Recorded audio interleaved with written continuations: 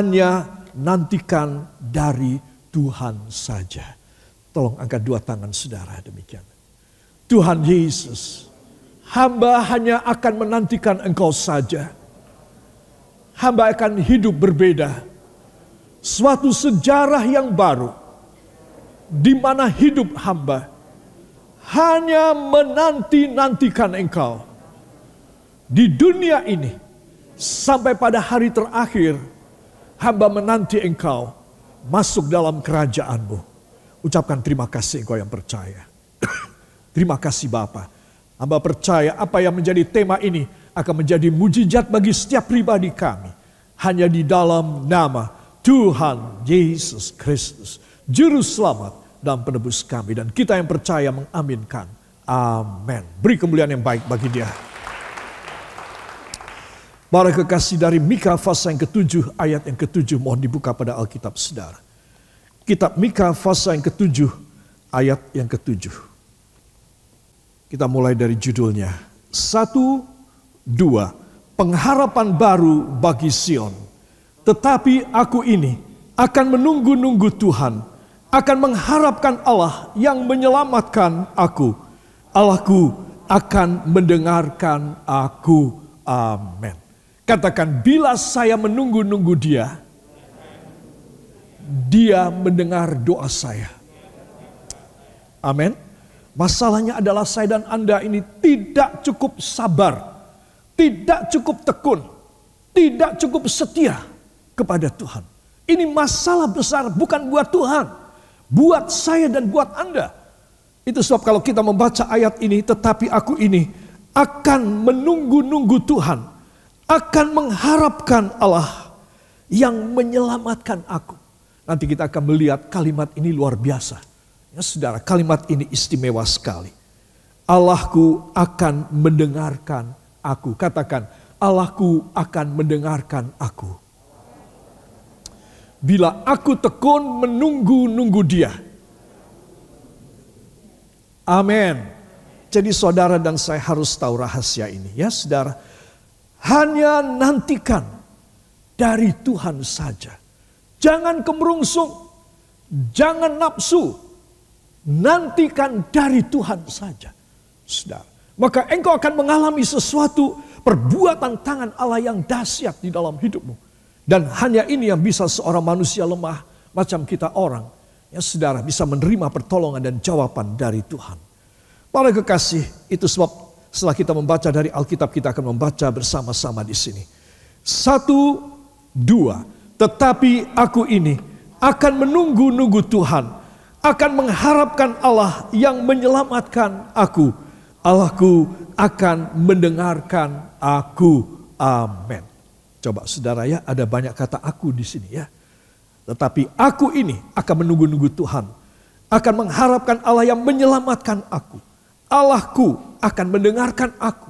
Pada ayat yang singkat ini ada 4 pribadi, 4 kata pribadi kita orang. Aku. Saudara, Tuhan memang mau memberi kepada Anda dan kepada saya.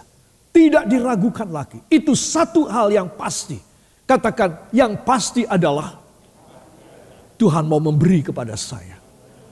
Saya menantikan dari Dia. Amin. Nah, itu satu hal yang paling bijak yang seorang manusia lemah semacam saya dan Anda bisa usahakan, bisa mengusahakan. Usaha kita cuma menunggu dari Dia. Saudara, tahan nafsu, tahan semua yang menjadi kemerungsung dalam hidup saudara. Semua yang sangat obsesif dalam hidup saudara. Seringkali saudara tidak cukup sabar. Tuhan kok lama? Sudah berapa tahun saya berdoa? Saudara, semakin saya dan saudara protes, semakin Dia tidak memperhatikan kita. Semakin Dia tidak menghiraukan kita. Dia abaikan semuanya. Semua katakan menunggu Tuhan. Menghasilkan yang luar biasa. Seumur hidup saya yang tersisa ini. Yang percaya, beri kemuliaan yang baik bagi Dia. Haleluya. Ada 3 buah ayat yang penting di dalam Mazmur pasal yang ke-5 tentang menunggu, saudara. Mazmur 5 ayat 2, 3, dan 4. Saya mohon kita membaca dengan suara yang nyaring. 1, 2. Berilah telinga kepada perkataanku ya Tuhan. Indahkanlah keluh kesahku. Perhatikanlah teriakku minta tolong. Ya Rajaku dan Allahku, sebab kepadamulah aku berdoa. Tuhan, pada waktu pagi Engkau mendengar seruanku. Pada waktu pagi aku mengatur persembahan bagimu. Dan aku menunggu-nunggu. Amin. Dan aku apa? Menunggu-nunggu. Aku menunggu-nunggu. Aku menanti-nantikan. Saudara. Nah, dari 3 buah ayat ini kita akan memeriksa bahwa ada hal-hal yang kita seringkali tidak kerjakan. Kita memaksa Tuhan secepatnya melakukan. Apa yang kita doakan, kita pikir itu adalah kalimat-kalimat ajimat. Itu adalah kalimat-kalimat doa yang dahsyat. Saudara, belum tentu. Semua ada dalam tangan dari Tuhan. Itu sebab kadang-kadang Tuhan tidak menjawab apa yang kita minta. Justru menjawab apa yang kita tidak minta. Saudara, untuk apa? Untuk memberitahu kepada Anda dan saya bahwa Dia memiliki segala kuasa untuk melakukan atau kuasa untuk tidak melakukan. Yang percaya katakan amin. Saudara yang kekasih, ini perlu saudara ulangi kalimat ini. Mari angkat tangan kanan saudara. Saya percaya bahwa di dalam tangan Tuhan ada kuasa untuk melakukan apa yang saya mohon, dan ada kuasa untuk tidak melakukan yang saya mohon dalam nama Yesus. Saya menunggu-nunggu Dia. Itulah yang bisa saya lakukan. Amin. Amin. Itu sebab Anda dan saya harus tahu, inilah yang Tuhan mau ajarkan di dalam kehidupan kita. Indahkanlah keluh kesahku, tadi kita sudah baca ya. Ayat yang kedua, berilah telinga kepada perkataanku ya Tuhan, indahkanlah. Lebih dari perhatikanlah, indahkanlah. Diindahkan ya Tuhan. Ini kan satu permohonan yang sangat rendah hati, sangat minta. Saudara, dan perhatikanlah teriakku minta tolong. Ya Rajaku dan Allahku, sebab kepadamulah aku berdoa. Sudah betul alamatnya.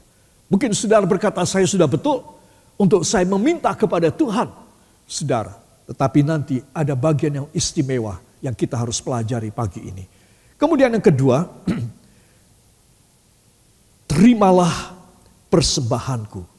Ya, sebab di situ disebutkan pada waktu pagi aku mengatur persembahan bagimu dan aku menunggu-nunggu. Pada waktu pagi aku mengatur persembahan bagimu. Saudara, indahkanlah keluh kesahku, permintaanku. Dengar dan indahkan Tuhan. Dan aku mengatur persembahan kepadamu. Di satu sisi, di satu tangan, aku minta engkau mengindahkan perkataan permohonanku dan keluh kesahku. Di satu tangan, satu sisi yang lain, aku mengatur persembahan kepadamu. Saudara, kalau saudara mengangkat 2 tangan dalam memohon kepada Tuhan, saudara tolong dihafalkan, tolong disadari, tolong dipahami bahwa satu tangan adalah permohonan agar Tuhan mengindahkan perkataan keluh kesah kita. Amin. Dan satu tangan lagi apa? Mengatur persembahan. Saudara, seringkali kita cuma angkat satu tangan saja. Dan satu tangan kita tidak aktif, tidak beroperasional. Saudara, itu sebab seringkali kita tidak mengalami jawaban. Walaupun kita dengan air mata kita minta, indahkanlah keluh kesahku Tuhan. Tolong kasih pendengaranmu kepada permohonanku. Sekalipun, para kekasih. Karena satu usaha yang Tuhan ingin kita lakukan, kita lumpuh. Kita tidak bisa melakukannya. Kita cuma ini saja. Saudara, itu sebab Anda dan saya harus tahu. 2 hal ini baru sampai ke takhta hadirat Tuhan. Amin. Apa yang pertama tadi? Indahkanlah keluh kesahku. Permohonan. Ya, bagus, permohonan bagus. If you ask the Lord to give you and to answer everything that you want from Him, it is good. And it is His task to do this. His function and His angels will do that. But so many times and oftentimes we are lame, lumpuh, with the other hand of our life. That is giving our offering to the Lord and sacrifice as a good smell offering to the Lord. Itu sebab Anda dan saya persembahkan sebagai satu persembahan yang berbau harum. Seperti wanita tadi. Saudara, engkau tidak akan sia-sia. Keluh kesahmu akan benar-benar diindahkan oleh Tuhan. Itu sebab para kekasih, kita harus menunggu dan mempersembahkan hidup sebagai persembahan yang berbau harum. Amin. Maka saudara dan saya akan berkenan menerima yang terbaik dari Tuhan. Katakan luar biasa. Para kekasih, di sini saya ingin mengajak saudara mendalami ayat 4 dari Mazmur pasal 5. Ya, kita baca satu kali lagi. 1, 2. Tuhan, pada waktu pagi Engkau mendengar seruanku. Pada waktu pagi aku mengatur persembahan bagimu dan aku menunggu-nunggu. Jadi apa maksudnya menunggu? Setelah kita memohon keluh kesah kita kepadanya, persembahkan itu doa kita, dan setelah kita mempersembahkan dan mengatur persembahan kita kepada Tuhan, maka kita boleh menunggu-nunggu. Amin. Jadi syarat itu harus saya dan saudara ketahui. Berhubungan dengan ini, di dalam Mika pasal 7 ayat 7 nanti kita akan melihat hubungannya apa. Saya akan mengulik bersama Anda Mazmur 5 ayat yang keempat tadi. Saudara ya. Di dalam Mika pasal 7 ayat 7 kita sudah baca ya. Tetapi aku ini akan menunggu-nunggu Tuhan. Akan mengharapkan Allah yang menyelamatkan aku. Allahku akan mendengarkan aku. Ya saudara. Dan ini dirinci di dalam Mazmur pasal 5 ayat 4 tadi. Saudara, mari saya ingin mengajak saudara untuk melihat Mazmur pasal 5 ayat yang keempat. Ya, bersama dengan Mika pasal 7 ayat 7. Saudara, disebutkan dalam Mika pasal 7 ayat 7 dalam Alkitab New King James disebutkan, Therefore I will wait for the Lord. I will wait for the God of my saving health. My God will hear me. Saudara perhatikan, itu sebab aku akan menantikan Tuhan. Menantikan Tuhan. I will wait for the God of my saving health. Nah, di sini saya akan melihat lebih dalam lagi.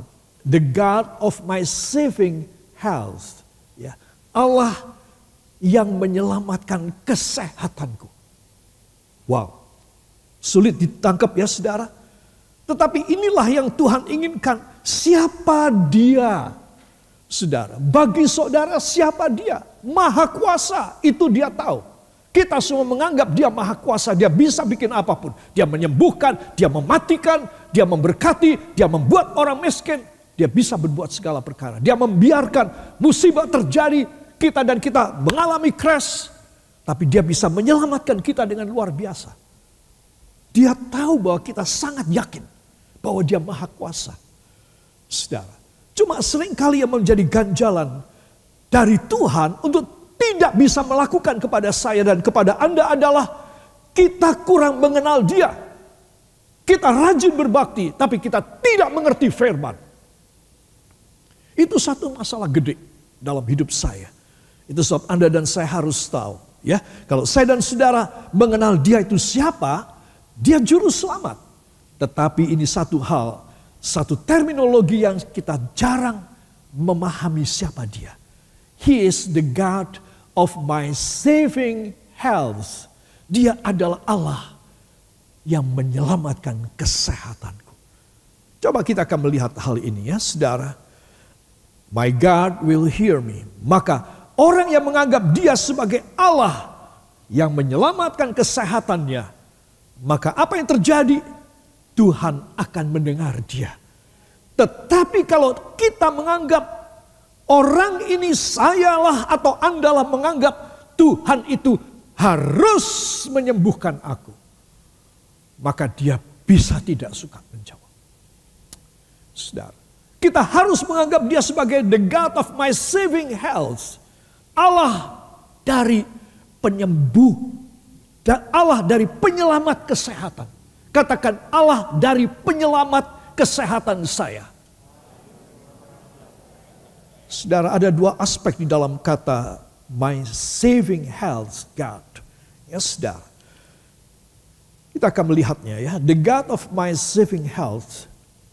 Saudara, Allah dari penyelamatan kesehatanku ada dua makna. Satu, Allah menyembuhkan aku. Ini yang kita tahu. Allah pasti menyembuhkan aku. Because He is my God of my saving health. He have the authority and power to do something so that I will be get well as soon as possible. I will be healed by His power. That's right. But not only that one. The definition of my God of saving health is there are two meanings. Hal yang kedua, apakah? Allah menyelamatkan keselamatanku, kesehatanku pada level top. Katakan, bila yang pertama Tuhan tidak jawab, maka yang kedua lebih mulia. Dia menyelamatkan kesehatan saya dengan kematian saya. Coba saudara renungkan beberapa detik sebentar. Kalau orang berdoa minta disembuhkan lalu dia meninggal, menurut saudara apa? Tuhan menjawab atau Tuhan tidak menjawab doa saudara? Tuhan menjawab. Tuhan tetap menjawab. Tapi Tuhan menjawab dengan menggunakan dia punya atribut. I am the God of your saving health. You have to understand and you have to receive me just as what I am. Saudara, ini hal penting sekali. Seringkali kita tidak bisa dan kita mengabaikan. Jangan sampai terjadi yang kedua Tuhan. Dulu saya juga berdoa dan banyak orang membantu saya dalam doa untuk Ibu Gembala. Saudara, karena saya cuma mengerti satu saja. Allah menyembuhkan. Saudara, Dia adalah Jehovah Rafa. Dia adalah Jehovah Rafao. Allah penyembuhku. Saudara. Tetapi saya belum terbuka. Dan banyak orang Kristen belum terbuka untuk definisi yang kedua. Yang disebutkan dalam Mika 7 ayat yang ke-7. Saudara. I will wait for the God of my saving health. At the second meaning. Second definitions. Itu sebab Anda dan saya harus tahu. Apa definisi yang kedua? Arti yang kedua. Allah menyelamatkan kesehatanku. Karena semua peralatan, semua obat-obatan dan semua keahlian medikal di dalam dunia sudah tidak bisa menyelamatkan kesehatanku. Maka Dia menyelamatkan kesehatanku. Dia mengangkat aku naik dan masuk dalam rumahnya. Amin. Ini loh. Hal yang kedua ini loh. Yang banyak orang Kristen tidak menyadari dan mungkin menyadari, mungkin tahu tapi tidak mau tahu. Saudara. Itu sebab Anda dan saya harus belajar.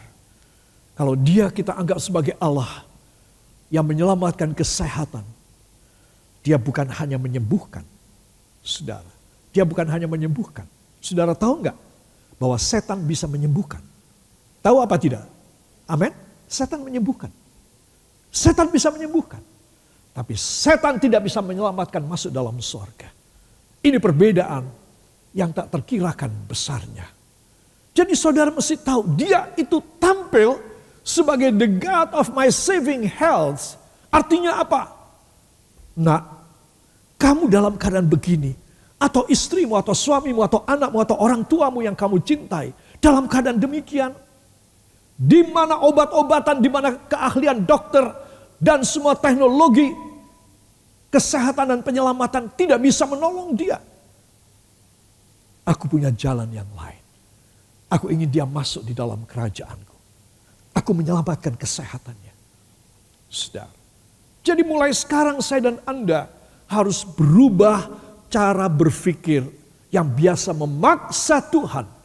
Saudara, supaya Tuhan menyembuhkan, supaya Tuhan ini dan itu segala macam seperti yang kita minta. Belajar menunggu Tuhan. Artinya pasrah saja. Sekarang kalau saudara atau saya, katakan saya pegawai saudara. Dan saudara berkata, Pak Roy, tunggu ya, saya nanti malam akan datang. Saudara, dan saya menunggu, ya majikan saya, saudara saya tunggu semalam tidak datang. Apakah besok saya tidak mau menunggu lagi? Kemungkinan. Saya bilang, semalam sudah aku tunggu, katanya aku suruh nunggu semalam. Sekarang sudah pagi, saya berhenti menunggu dia. Tiba-tiba dia datang. Saudara, itulah saya, itulah Anda sebagai manusia.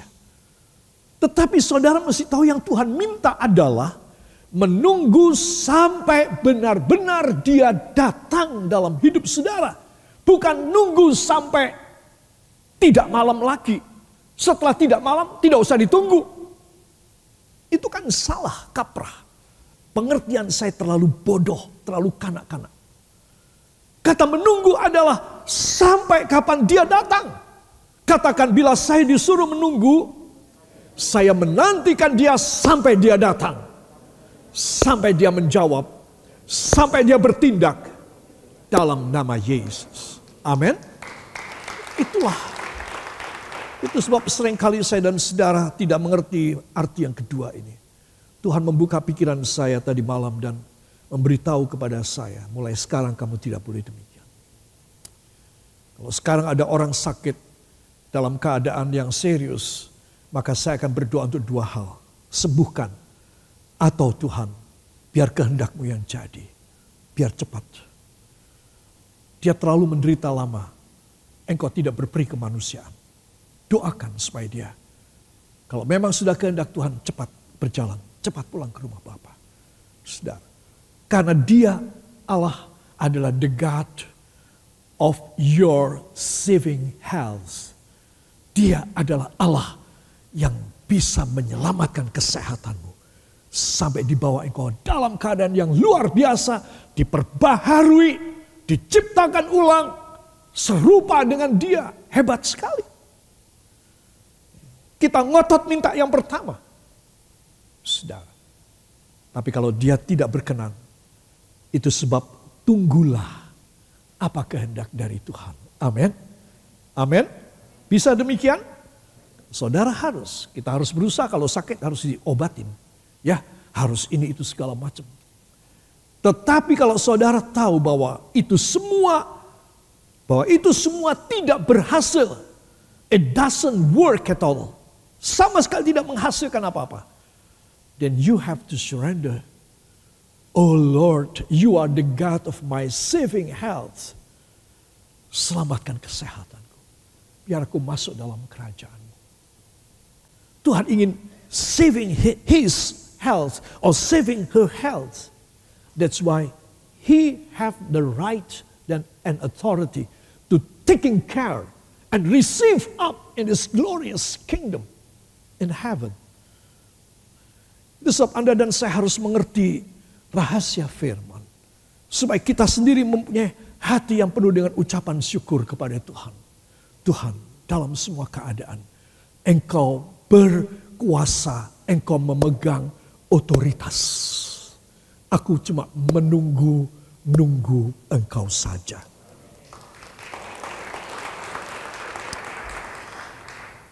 Saudara, itu sebab mujizat tertinggi adalah pulang ke rumah Bapa. Jangan memaksakan. Mujizat tertinggi adalah pulang ke rumah Bapa. Saudara. Karena dia adalah the God of your saving health. At any cases of illness, sicknesses, and diseases that the world and the doctors know already. Jadi dia punya kuasa di atas semua penyakit-penyakit di dunia yang dokter dan teknologi mengerti dan tahu.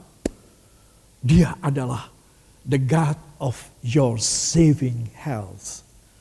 Kalau dia, kita tunggu dia, maka Dia akan datang kepada kita dan kita akan dilepaskan oleh Dia. Itu sebab mujizat yang tertinggi dari seorang yang mendoakan orang sakit adalah bila dia diangkat, diterima ke atas. Bukan diterima ke bawah, katakan diterima ke atas. Diangkat dalam kemuliaan untuk bersama dengan Sang Juru Selamat, Tuhan Yesus Kristus. Amin. Itu sebab anak-anak Tuhan perhatikan, ini satu pelajaran yang penting sekali. Supaya kita punya pikiran ya lebih dibaharui, lebih pintar dan tidak bodoh. Para kekasih, saya akan tutup di sini. Dalam Yohanes pasal yang ke-8 ayat 32 sampai 36, sebab itu hiduplah dalam kebenaran Allah, supaya jati diri Allah, kuasa, kemampuan, otoritas Allah bisa terjadi kepada kita. Tapi kalau saya tidak hidup dalam kebenaran Allah, saudara tidak hidup dalam kebenaran Allah, apa yang terjadi? Kemampuan, otoritas, dan hak Allah tidak terjadi sama kita. Saudara, kita tidak bisa mengalami sesuatu yang mulia dalam hidup ini. Itu sebab saudara, dari Yohanes 8 ayat 32 sampai 36.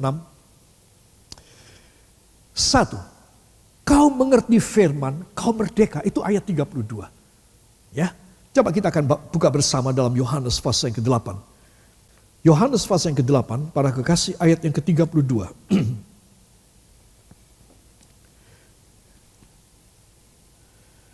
1, 2. Dan kamu akan mengetahui kebenaran, dan kebenaran itu akan memerdekakan kamu. Kebenaran itu akan memerdekakan kamu. Apa maksudnya? Jadi kalau saya tidak mengerti kebenaran, saya di dalam hidup penjajahan sampai saya mati.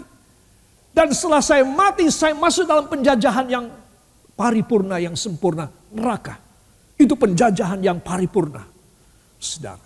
Penjajahan yang luar biasa. Tetapi kalau saya mengerti kebenaran, katakan bila saya mengerti kebenaran, yaitu firman Allah, ketika saya menanti-nantikan Dia,